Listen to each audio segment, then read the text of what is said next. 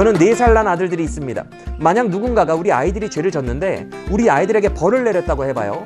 근데 그 아이들이 4살로는 도저히 감당할 수 없는 벌을 내린다면요, 저는 기꺼이 제가 대신 그 벌을 받아내면 안 되느냐고 말할 것입니다. 우리를 구원하신 예수님의 마음이 바로 이와 같다는 거예요. 그래서 우리는 도저히 감당할 수 없는 이 심판의 무게를 그가 대신 받아내신 것입니다.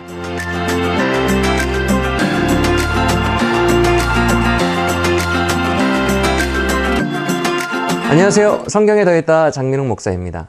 마가복음에는요, 예수님의 고난 예고 장면이 총 3번이 나옵니다.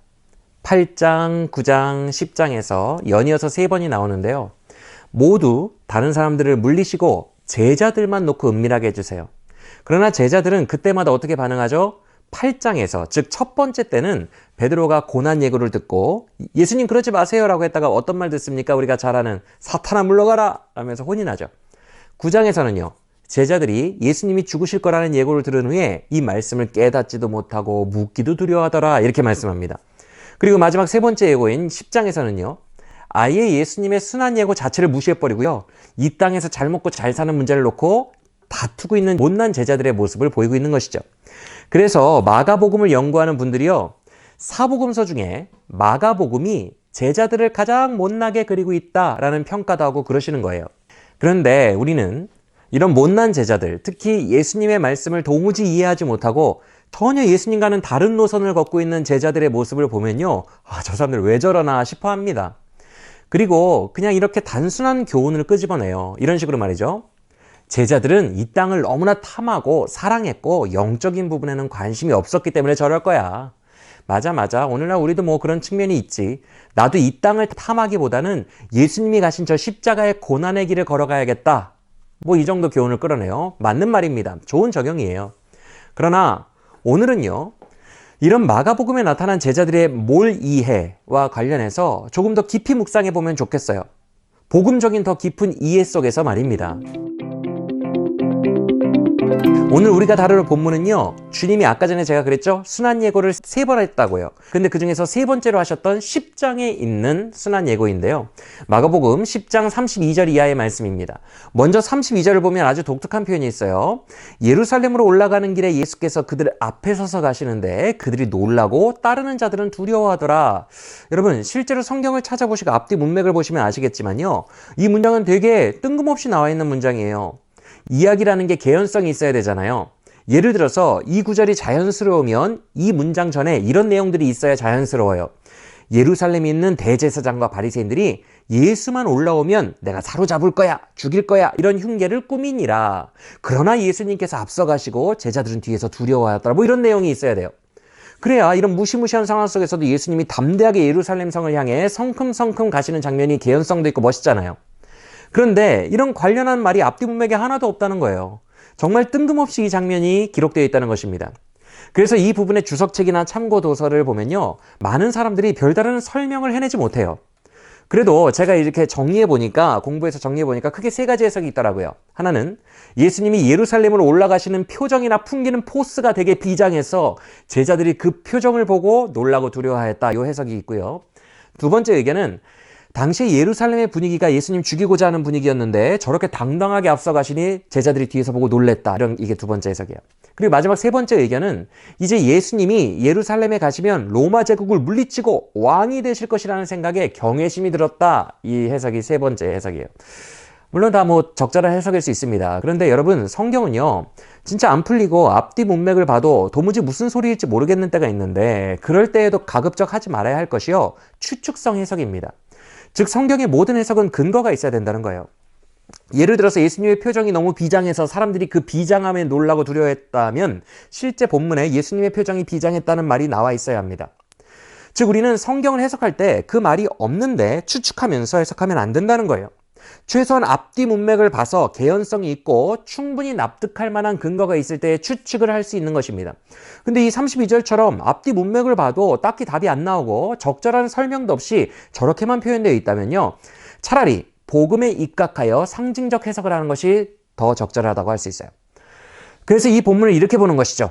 예루살렘을 향해 가시는 십자가의 길을 그 성큼성큼 앞서 가시는 예수님에 비해서 그 뒤를 따르는 제자들의 마음은 도저히 그와 함께 고난을 감당해내지 못한다라고 말입니다. 실제로 그들은 계속해서 주저하거나 두려워하거나 뭘 이해하고만 있잖아요. 3차례에 걸친 순환 예고에도 불구하고 말입니다. 즉 주님이 앞서가시는 그 길에 따라 나설 수가 없는 제자들과 주님과의 간격, 좁혀질 수 없는 거리감, 이것을 이 본문이 표현하고 있는 것이죠. 그도 그럴 것이 이렇게 계속되는 제자들의 몰 이해 끝에 결국 어떤 일이 벌어지는지 우리는 잘 알죠? 우리가 잘 알다시피 주님이 잡히시던 날 밤 제자들은 다 어떻게 합니까? 모조리 주님 배신하고 도망가게 됩니다. 이때 본문인 마가복음 14장을 보면요, 모든 제자들이 다 도망갔다라는 말이 있어요. 다 도망간 거예요. 한 명도 빠짐없이. 그리고 예수님은 이때부터 더 분명하게 혼자가 되어 그 험한 십자가에 오르시게 되죠. 이것은 무엇을 말씀합니까? 단순히 제자들이 못나서 그랬음을 고발하는 걸까요? 아닙니다. 이 본문에는 더 깊은 복음적인 의미가 있어요. 그것은 바로 하나님의 아들 예수 그리스도만이 이 사명을 감당하실 수 있다는 것입니다. 성경에 나오는 모든 제자들을 비롯하여 그 어떤 인간도 이 십자가의 언덕에 함께 나아갈 수 없음을, 즉 구조적인 한계가 있기 때문임을 말씀하고 있다는 것이죠. 그나마요, 끝까지 예수님을 따라가 보려고 노력이라도 했던 사람이 누구예요? 우리가 잘 알죠? 2사람이 있었는데 그 중에 하나가 베드로입니다. 그는 그래도 주님을 몰래라도 따라가가지고 주님이 신문 받으시는 가야바의 법정 뜰까지는 가죠. 그런데 그곳에서 더 큰 수치를 괜히 당하게 되죠. 어떤 수치요? 너 예수 도당이지? 라고 여종이 고발하니까 아니야, 3번이나 부인하고 저주까지 하고 도망하게 되죠. 차라리 안 갔으면 이런 오점이라도 안 났는데. 그리고 또 한 사람은 누구입니까? 14장 51절과 52절에 나오는 한 청년이에요. 이 청년도 모두가 예수를 버리고 도망하는 그 순간에 조금이라도 더 예수를 따르려고 합니다. 그런데 그러다가 그도 무리에게 잡혀요. 그런데 그 순간 어떤 수치를 당해요? 일반 제자들보다 더 큰 수치를 당해요. 혼이불 같은 세마포를 두르고 있었는데 잡히는 순간 그걸 벗어버리고 벗은 몸으로 도망합니다. 즉 괜히 더 나섰다가 더 수치를 당한 이 2사람의 제자를 통해 주님은 무엇을 말씀하고자 하십니까? 예수님이 가시는 그 고난의 길을 조금이라도 더 깊이 따라가 보려고 했다가 큰 절망과 수치와 한계를 느끼고 도망하는 것이 인간임을 말씀하고 있는 거예요. 즉 이 간격이 있어요. 예수님 이외에는 그 길을 걸어갈 사람이 없음을 말씀하고 계신 것입니다. 물론 성령을 받은 이후에는 제자들 모두 예수님과 같은 담대한 순교의 길을 걸어가기는 해요. 그러나 우리가 분명히 구분해야 할 게 있어요. 우리가 성령 받고 순교의 길을 걸어가면요, 나는 이 길이 예수님이 가신 길과 똑같은 길을 가고 있어, 이렇게 착각하는 경향이 있는데 엄연히 이건 착각입니다. 왜냐하면 지금 예수님이 지시는 이 십자가의 길은요, 심판을 받으러 가는 거예요. 반면에 제자들의 순교는 심판을 맞이하는 게 아닙니다. 그들은 이미 구원을 약속받은 상태에서 천국으로 가는 영광의 순교를 감당하는 거예요. 그러나 예수님은 지금 하나님이 직접 퍼부시며 때리시는 그 어마어마한 심판을 홀로 받으러 가시는 길이에요. 둘은 전혀 다릅니다. 이 길은요, 능히 걸을 제자가 없는 길이에요. 그래서 이 십자가의 길은 점점 더 깊이 들어갈수록 거기에 접근하는 모든 인간은 한계를 드러내고 더 크게 도망갈 수밖에 없는 거예요. 즉 예수님이 홀로 가신 그 길은 사람이 감당해낼 수가 없는 두려움과 어둠과 심판과 고통의 길이라는 것입니다. 여러분, 십자가는요, 단순히 죽는 거 이런 문제가 아닙니다. 까짓 거 죽지 뭐, 이렇게 생각할 수 있는 게 아니라는 거예요. 십자가는 하나님의 심판이 퍼부어지는 장소입니다. 이 세상 모든 것으로부터 버림받고 버려진 채 오직 홀로 그 불길의 심판을 내 온 존재에 받아내는 장소예요. 그런데 우리가 본래 죽으면 받을 심판이 바로 이런 것입니다. 그때는 그 누구를 의지할 수도 없어요, 여러분. 오직 홀로 외롭게 나의 죄값을 내가 다 받아내야 돼요. 철저하게 버려집니다. 그리고 그 진노의 심판 앞에 정면으로 직면해야 합니다. 도망갈 수도 없고 누가 대신 받아줄 사람도 없어요. 눈 한 번 깜짝 감으면 된다? 그것도 아닙니다. 영원한 불지옥에서 그거 내가 다 받아내야 합니다. 그게 하나님의 진노의 깊이예요. 인간은요, 절대로 이걸 직면해낼 수가 없습니다. 인간이 얼마나 연약한지 두려움에 이걸 받아낼 인간이 없다는 거예요. 여러분, 우리의 모습을 진실하게 보세요. 작은 것 하나만 사람들에게 정죄받아도요, 온갖 변명 난무하지 않습니까? 작은 죄 하나도 죄책감 느끼기 싫어하는 게 우리입니다. 이 세상 그 누가 자기의 모든 과오와 잘못을 다 인정하고 죽겠어요? 맨날 자기 합리화하고 있고 겨우겨우 인정해도 요만큼 극히 일부분만 인정하는 게 우리의 모습입니다. 그런데 과연 그런 우리가 지옥 심판이 주는 그 죄에 대한 책임감의 무게를 정면으로 받아낼 수 있다고 생각하십니까? 불가능합니다. 우리는 그 지옥의 무게를 감당해낼 멘탈이 아니라는 거예요. 그런데 어떻게 예수님은 그 길을 걸어가셨습니까? 바로 이렇게 멘탈도 약하고 연약한 우리를, 직면할 수도 없을 정도로 불쌍한 우리를 긍휼히 여기셨기 때문에 그래요. 지옥 심판은커녕 작은 죄의 무게감과 책임감조차도 온몸으로 감당하고 받아낼 수 없어 하는 나약한 우리를 불쌍히 여기셨다는 거예요. 그래서 이 심판을 본인이 대신 받아주신 것입니다. 저는 4살 난 아들들이 있습니다. 만약 누군가가 우리 아이들이 죄를 졌는데 우리 아이들에게 벌을 내렸다고 해봐요. 근데 그 아이들이 4살로는 도저히 감당할 수 없는, 멘탈도 안 되고 마음으로나 육신으로나 감당할 수조차 없는 수준의 벌을 내린다면요, 저는 기꺼이 제가 대신 그 벌을 받아내면 안 되느냐고 말할 것입니다. 우리를 구원하신 예수님의 마음이 바로 이와 같다는 거예요. 그래서 우리는 도저히 감당할 수 없는 이 심판의 무게를 그가 대신 받아내신 것입니다. 그런 고통을 통해 나약한 우리를 살리시고 구원해내신 거예요. 여러분, 예수님이니까 당연히 그럴 수 있을 거라고요? 노! 겟세마네를 기억하시길 바랍니다. 예수님은 분명히 그러셨어요. 마음엔 원이로다 육신이 약하도다. 그도 직면하기 힘든 심판의 길이었습니다. 그조차도 겟세마네에서 땀방울이 핏덩이처럼 뚝뚝 떨어지도록 쥐어짜내면서 이 결단을 힘들어 하셨어요. 겟세마네라는 말 자체가 기름 짜는 언덕입니다. 정말 기름을 짜듯이 자기의 온 존재를 끌어내어 이 심판의 잔을 감당하기 위해 기도로 결단을 불태웠던 것입니다. 그러나 그가 그 길을 끝내 걸어가실 수 있었던 이유가 뭘까요? 심지어 자기는 죄도 없으세요, 예수님은.